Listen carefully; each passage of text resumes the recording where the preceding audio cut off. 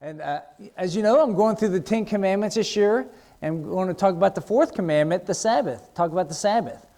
I don't know how many of you have heard a sermon on the Sabbath before. Wow. Okay, so this will be your first one.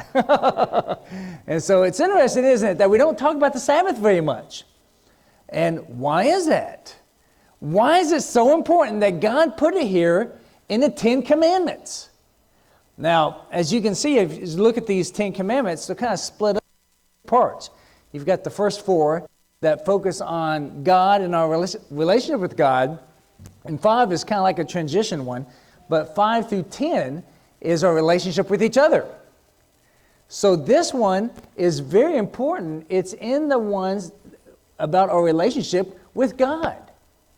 Okay? So it must be pretty important. As you can see, it's about our relationship with God. And so I want us to look at it here. And let's look here at Exodus chapter 20, verses 8 through 11. And this is here in the 10 Commandments. So it says, remember the Sabbath day to keep it holy. Now I want to stop right there. Is this relevant today? Let me know. Give me a sign of your hand if you've heard this. Yes, we still keep the 10 Commandments today, except for the fourth one, the Sabbath. Have you heard that? I've heard that many times. Well, we don't keep the Sabbath anymore, of course. And have you thought about why? Did you ever talk about, well, why do we not keep the Sabbath anymore? Or why is the Sabbath even important? Did God just want to give us a holiday? Something to rest a little bit? Well, yes. Yeah. Well, let's look at it. But one thing I do worry about, I worry that we are too sensible nowadays. And what I mean by that is, is that really makes sense that we need to do that? And when we have these conversations, we involve our discretion, our thoughts, and bring that to the table maybe a little bit too much. At some point, we need to do what God says, even though we do not understand or even agree with it. Maybe there's something that you do for God that you disagree with what He said. That may happen. Maybe like fasting. We talked about that in class today. I've preached about that a while back. So I worry that we are too sensible sometimes about that doesn't make sense, so I don't think we should do that. That can be problematic. So let's read the rest of this here. For 6 days you shall labor and do all your work. For the 7th day is a Sabbath of the Lord your God, and on it you shall not do any work, you or your son or your daughter or your male slave or female slave or your cattle or your resident who stays with you. For in 6 days the Lord made the heavens and the earth, the sea, and everything that is in them. And He rested on the 7th day. For that reason the Lord blessed the Sabbath day and made it holy. It's interesting that God, in giving this to Moses to give to us, He explains why the Sabbath is important. God blessed the Sabbath. Okay? He blessed that 7th day of rest.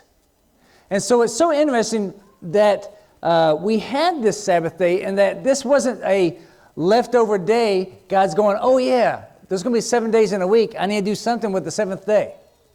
No, it's not that way. Have you ever thought about where we get the 7 days of a week? Right here. This is how we get 7 days in a week, is from creation. And the 7th day of rest gives us that 7th day, because there's no sense of why we have 7 days in a week.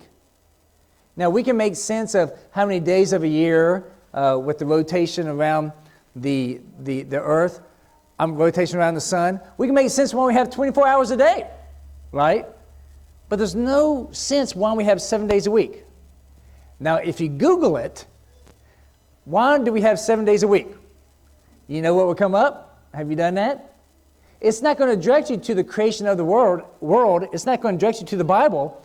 It's going to say it was created during the days of Babylon. The Babylonians created it. Those heathens. And they didn't create 7 days a week. They got it from the Jews.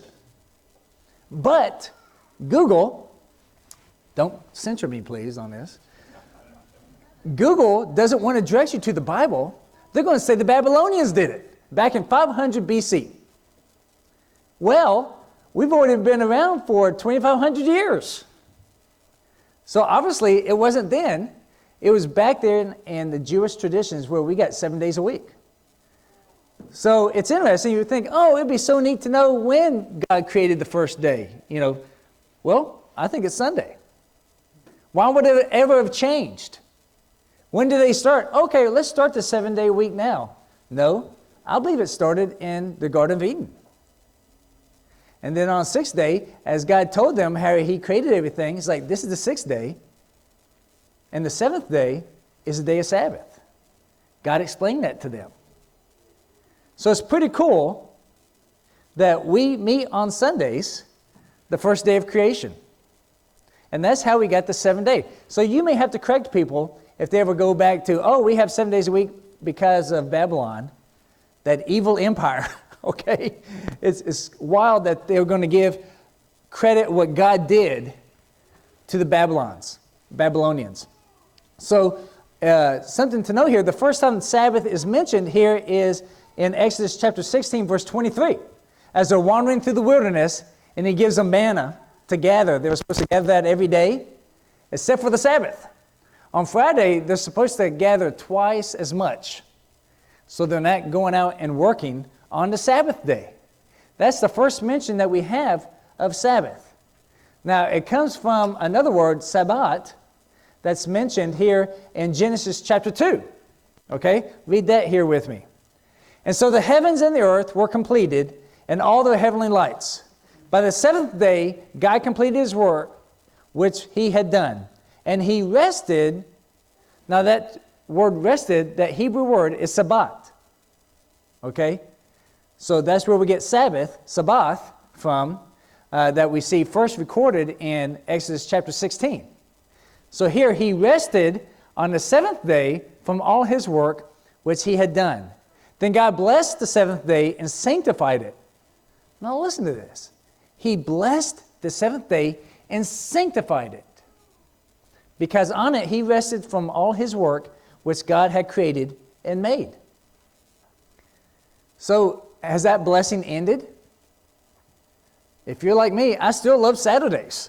You may think, yeah, that's when we celebrate it with college football. No, that's not when we have college football on Saturdays. But yes, I think God still has blessed the Sabbath. God set the example for us like Jesus did with baptism. Jesus died, and that is tied in with baptism. So did Jesus need to get baptized? Well, let me ask you this. Did God have to rest on the Sabbath? No. Really, a better interpretation of that word is that God ceased. That word can be interpreted both ways, ceased and rested, because they're similar. But really, God ceased and rested on that day.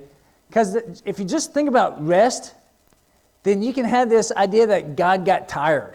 He's got sweat on His brow. He created everything. After 6 days, He needed to rest. He slept a really long time on Saturday. Now, of course, that's not true. God that created everything, the universe, all the stars, everything, He never got tired, okay? As He listens to every prayer that's ever mentioned to Him, talks to Him, He doesn't get tired, but He did it as an example to us.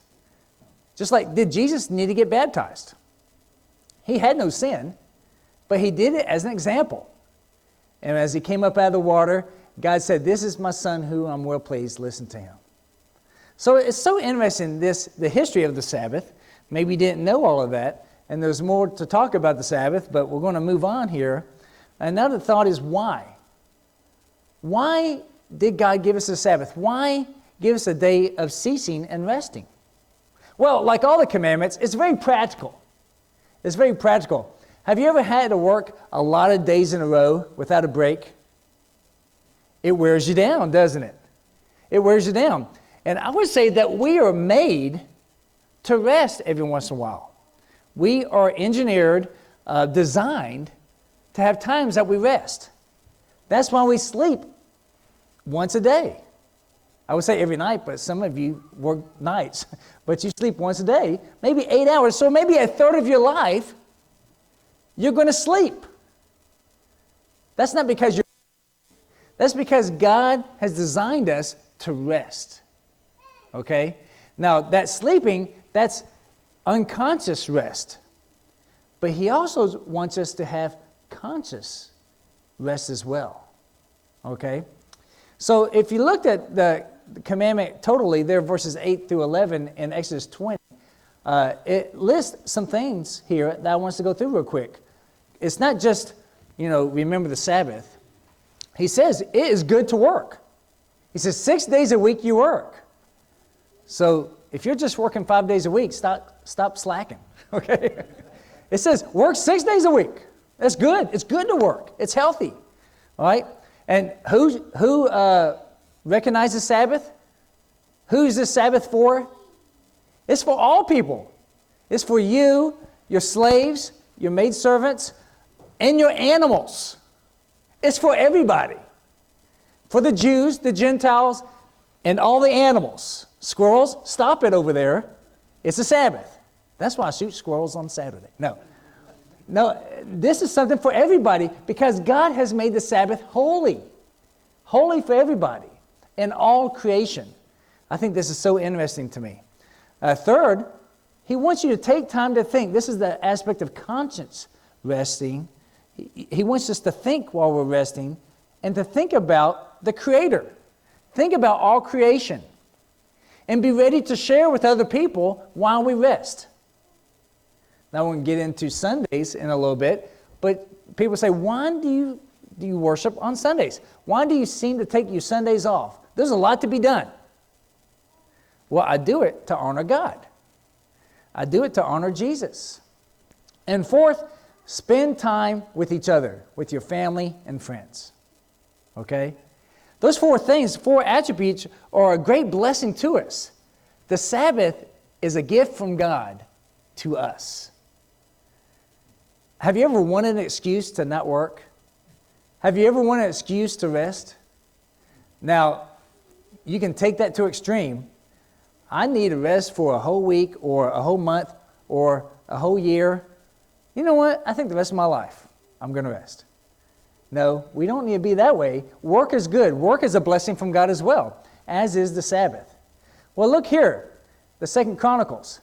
As you know, the Israelites were sent in exile to the wise people of Babylon. All right? Do you know why they were punished? Now, of course, they started getting idols and were leaving God. Well, look here. This is the reason why. He took into exile those who had escaped from the sword to Babylon, and they were servants to him and to his sons until the rule of the kingdom of Persia, to fulfill the word of the Lord by the mouth of Jeremiah, until the land had enjoyed its Sabbaths. All the days of its desolation to keep the Sabbath until 70 years were complete. Why did God punish them? Because they weren't recognizing the Sabbath. They weren't taking the rest. So God punished them. You're not listening to me. You're not doing what I said. You're not observing the Sabbath. So I'm going to punish you. I'm going to take down all of Israel. And for those of you that don't die, I'm taking you out of my land that you're supposed to give rest. Every 7th year was supposed to be a time of letting the land rest. And every 49th year was a great jubilee, right?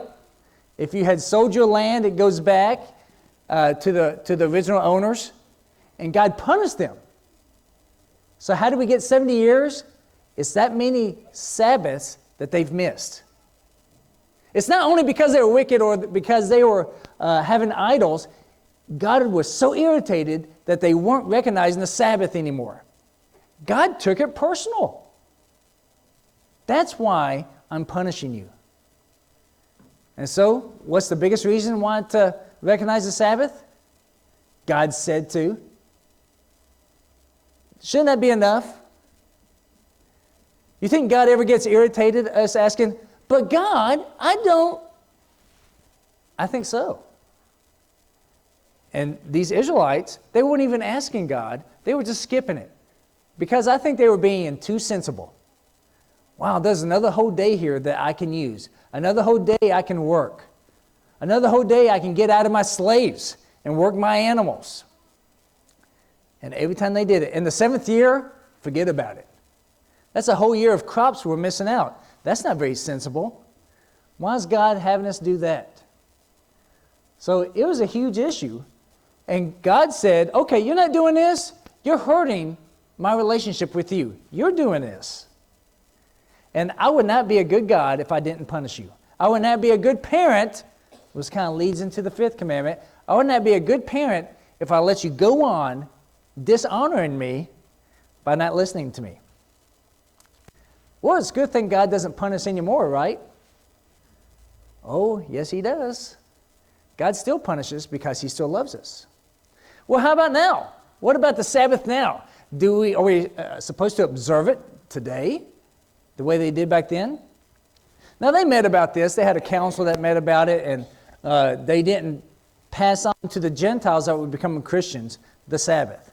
And specifically, Paul talks about it here in Colossians 2, 16 through 17. Therefore, do not let anyone judge you by what you eat or drink, or with regard to a religious festival, a new moon celebration, or a Sabbath day. These are a shadow of the things which were to come. The reality, however, is found in Christ. The reality of all these things, these special days, these Sabbath days, are found where? In Jesus. Well, what is he talking about? Remember, what is the goal of the Sabbath? Multiple things. To cease, to rest, to focus on God, okay, to honor him. Look at Hebrews 4, 1 and 9 through 11. Look at verse 1 first. Therefore, we must fear if, while a promise remains of entering his rest, Sabbath, any one of you may seem to have come short of it. So, this promise of entering his rest, doesn't that sound good? So what kind of rest is he talking about here? Here, he's not talking about rest from physical work. Here, he's talking about spiritual rest. The spiritual turmoil that we have in our lives, at some point, we don't have to have it anymore. You don't have to strive against God anymore. You can rest from your sin. So this is the eternal rest with God, talking about heaven.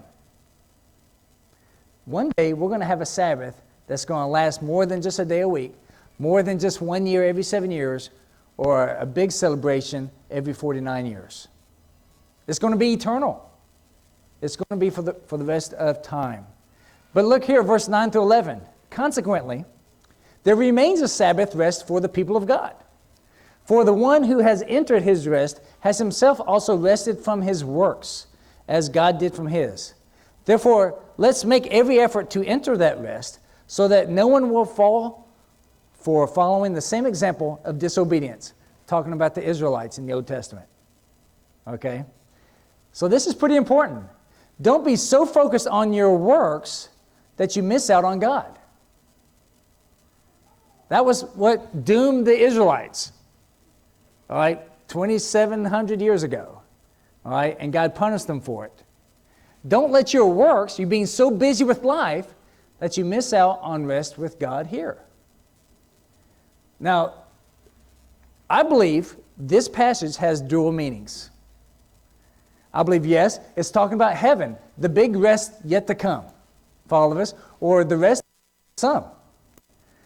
How is it referred to? The Bible refers this to people that die. They have gone asleep. They're resting. Okay? They've gone to the rest, to the big Sabbath up in the sky with God. All right? But I believe God still wants us to keep the Sabbath holy today.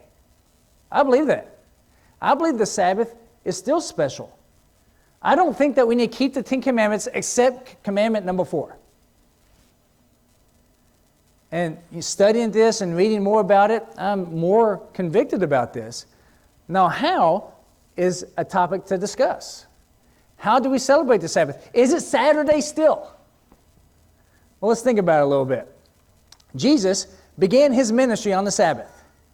In Luke chapter 4, when he was handed the scroll from Isaiah, and he says, this is the beginning of his ministry, that was on the Sabbath. Many times on the Sabbath, he went to people and to the Jewish people and talked to them. Not only because it was convenient because they were getting together, because that was a holy day. I think Jesus still recognized Sabbath, that Saturday, being a holy day. So Jesus observed the Sabbath back then. Now, not necessarily the way that the Jewish teachers, the Pharisees thought, because they were getting on Jesus for breaking the Sabbath. Could you imagine that? Getting on Jesus for doing wrong. I think they would have said that Jesus sinned by doing these miracles on the Sabbath. But some of the Pharisees said, why are you doing what is not lawful on the Sabbath? And Jesus answered them and said, have you not read what David did when he was hungry? He and those who were with him, how he entered the house of God and took and ate the consecrated bread, which is not lawful for anyone to eat except the priest alone, and gave it to his companions. And he was saying to them, the Son of Man is the Lord of the Sabbath. Who's the Son of Man? Jesus. He says, I am the Lord. I am the King of the Sabbath. I own the Sabbath. Don't tell me about how to keep the Sabbath. The Jewish people had left the spirit of the commandment and was following the letter of the law that they had passed. They had put so many rules and regulations about the Sabbath that's outside the Bible. You know, if you had to carry something, you had to carry it on the back of your hand so you don't have to grab it. You can only take so many steps away from your bed. And so what some Jewish people would do, they would move their bed that many steps away from their house. So they could go take that many steps away from their house to their bed, and then that many more steps farther down the way. Still in New York, there is a few blocks, if you walk around, that's on the power lines that have a cord, a colored cord, so the Jewish people know how far they can walk. It's still there. So those blocks, where there's a high number of Jewish people, they know how far they can walk on the Sabbath because there's a cord on those power lines all around. It's still there. So they're still being this meticulous about this, but they're leaving the spirit of the Sabbath to the ground. Jesus said, you know, is it bad that I heal someone? I am the Lord of the Sabbath. The Sabbath is for God. And God loves, and the Sabbath blessed us with the Sabbath of resting and healing. And that's exactly what Jesus was doing. He was healing. So Sabbath, as we remember God, is for our healing. Your healing, my healing. So think about this. Did Jesus die on the sixth day on accident? It just happens to be on the sixth day. No. I think that was planned. Which day was man made? On the sixth day. So it kind of brings full circle that man was made on the sixth day. He died on the sixth day. And on the seventh day, he rested. In a way, he observed the Sabbath one last time. I think that's pretty cool.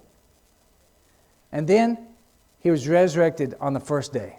Some say the eighth day. On the first day. And so this is so monumental to us. First day of the week is the beginning of creation. Jesus, as he's resurrected on Sunday, creation. The Christian creation, the Christian religion and our faith, a new spiritual creation that we can all have the Spirit of God dwell inside of us. So I believe this Sunday is our new Sabbath. This time that we come together, and as we had communion, as Henry led us in communion, what does Jesus say that we're supposed to do during the communion? Remember me. Do this, remember me. One aspect of the Jewish Sabbath, remember me. Remember what I did. So it's consistent, isn't it? And so I think when we come together on Sunday and celebrate Jesus, remember him, it's a Sabbath for us. It's a day of rest. Now, I don't know how it was up here in Ohio, but me growing up in Tennessee, you couldn't go out and buy anything on Sundays when I was growing up. Everything was closed. And I say that was better.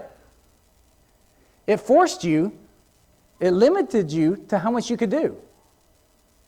Because in a way, our culture for a long time recognized Sunday as a Sabbath. And now Sunday is a work day. It's like any other day. Now, the Europeans and the Soviet countries have taken another step farther. They are trying to do away with religion so much. Do you know the first day of their week? It's Monday. If you go to their calendar, their weeks start with Monday. Even though the Russian word for Sunday is Voskresenia, resurrection, they're trying to do away with the order that God has given us. It's an attack on it. And who knows, maybe one day our calendars will start with Monday as well. But Sunday is the first day of the week and is now our Christian Sabbath. Isn't it great to relax on Sunday afternoon? Sit back and relax, be with family, be with friends, have a good meal, and rest. Now, are you sinning if you do work? I don't think so right now. But to me, I believe we need to recognize the Sabbath. I think if you go on for a long time ignoring the Sabbath all the time, then yes, I think you are sinning. Are you sinning if you don't come to church on Sunday morning to be with us at least one time Sunday to be with us? Maybe. Especially if you can. If you are putting other things ahead, your works ahead before God, then maybe you are. What do you think about that? Obviously, the Sabbath is important to God. So important to God that He sent His people in captivity for 70 years because of the Sabbath, because of it. What will God do to us for those of us that don't come together on Sundays for this Christian Sabbath? Well, He'll probably not let us have rest. We'll probably be more restless spiritually, is my guess. So, I'm glad you got to hear your first Sabbath sermon and hopefully give you some things to think about. But I think Sundays need to be holy for God. God made the Sabbath to be holy. He did that. He rested. Jesus, when He died, He rested on the Sabbath. I don't think that's a coincidence. And He resurrected on Sunday to give us this new Sabbath for us. So how do you partake of this Sabbath? How do you enter into the big rest of heaven? Baptism here. Look, there's water there. What's keeping me from getting baptized? There's water here. What's keeping you from getting baptized? Because if you're of age and you can make decisions for yourself, you understand right and wrong, then you need to be baptized. All right? If you have any questions about that, if you want to discuss that, be happy to discuss it with you. Please come forward as we sing this song.